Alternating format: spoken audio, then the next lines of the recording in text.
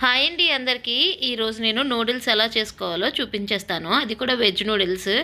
Noodles అంటే ఎవరికి ఇష్టం ఉండదో చెప్పండి. పిల్లల దగ్గర నుంచి పెద్దవాళ్ళ దాకా ఇష్టంగా తింటారు నూడిల్స్. ఫస్ట్ దీనికి కావాల్సిన వెజ్జెస్ అన్నీ కట్ చేసుకొని పక్కన ఉంచేసుకోండి.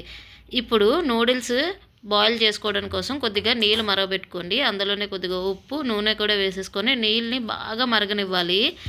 ఇప్పుడు ఇలా మరుగుతున్న నీళ్ళు మరిగేలోపు మీకు ఒక విషయం అయితే చెప్తాను. మేము ఈ ఢిల్లీ వచ్చిన దగ్గర నుంచి బయట స్నాక్స్ కొనుక్కొని తినడము కొద్దిగా తగ్గించేసాము. ఇక్కడ మనకు నచ్చట్లేదు. అందుకని ఏదైనా నేను ఇంట్లోనే చేసి పెడుతున్నాను. ఇప్పుడు నీళ్ళు బాగా మరిగేటప్పుడు ఈ నూడిల్స్ ఇందులో యాడ్ చేసేసి, నూడిల్స్ ఎక్కువగా ఉడికించకూడదండి. కొద్దిగా ఉడికిన తర్వాత నీళ్ళు మొత్తం తీసేసి నూడిల్స్ని కొద్దిగా చల్లారబెట్టుకోవాలి. ఇప్పుడు ఇలా చల్లారబెట్టిన నూడిల్స్ని పక్కన ఉంచేసుకొని స్టవ్ ఆన్ చేసి ఒక కడాయి యాడ్ చేసుకొని కడాయి అంతా నూనె స్ప్రెడ్ చేసుకోవాలి.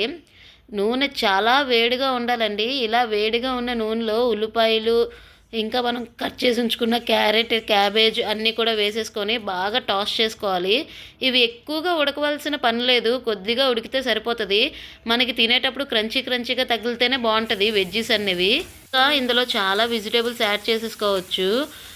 క్యాప్సికమ్ యాడ్ చేసుకోవచ్చు. నేనైతే స్ప్రింగ్ ఆనియన్స్ నూడిల్స్ కోసమే తెచ్చాను, యాడ్ చేయడం మర్చిపోయాను. స్ప్రింగ్ ఆనియన్స్ యాడ్ చేస్తే దీని టేస్ట్ ఇంకా బాగుంటుంది. ఇప్పుడు మన వెజ్జెస్ అన్నీ బాగా కుక్ అయిన తర్వాత మనం ఆల్రెడీ కుక్ చేసి ఉంచుకున్న నూడిల్స్ని కూడా ఇందులో యాడ్ చేసుకోవాలి. నూడిల్స్ యాడ్ చేసుకున్న తర్వాత సాసెస్ అన్నీ యాడ్ చేసేసుకోవాలి. నేను ముందుగా soya sauce, chilli sauce, tomato ketchup add చేసుకున్నాను. మీ దగ్గర టమాటో సాస్ ఉంటే దాన్ని కూడా యాడ్ చేసుకోవచ్చు. ఇలా యాడ్ చేసుకున్న తర్వాత నూడిల్స్ని బాగా టాస్ చేయాలి. ఒక 5 మినిట్స్ లాగా టాస్ చేయాలి. నేను వీడియోలో చూపించిన విధంగా టాస్ చేసుకోండి. 2 ఫోర్క్స్ పట్టుకొని చేసుకుంటే ఈజీగా అయిపోతుంది. గరిటెతో అయితే నూడిల్స్ని బాగా మిక్స్ చేయలేము. కానీ నూడిల్స్ చేసేటప్పుడు మీరు ఒకటైతే డిసైడ్ అయిపోండి, మీ స్టవ్, కిచెన్ కౌంటర్ కూడా కొద్దిగా పాడవుతుంది. అలా పాడైతేనేమో దీని టేస్ట్ ఎక్కువ అవుతుందేమో మరి చెప్పలేము. దీన్ని బాగా టాస్ చేసుకోవాలి. నేను చూపించేటట్టు బాగా టాస్ చేసుకోండి. ఈ వీడియో కనుక మీకు నచ్చితే ఒక్క లైక్ చేయండి. ఇంకెన్నో వీడియోస్ కోసం నా ఛానల్ అయితే సబ్స్క్రైబ్ చేసుకోండి. మీరు సబ్స్క్రైబ్ చేసుకుంటారని అనుకుంటున్నాను. ఇలా బాగా టాస్ చేసుకున్న తర్వాత ఇంకేముంది, సర్వింగ్ ప్లేట్లో సర్వ్ చేసేసుకోవడమే. దీన్ని కెచప్తో తింటే అబ్బా దాని టేస్ట్ ఇంకా వర్ణించలేమంతే.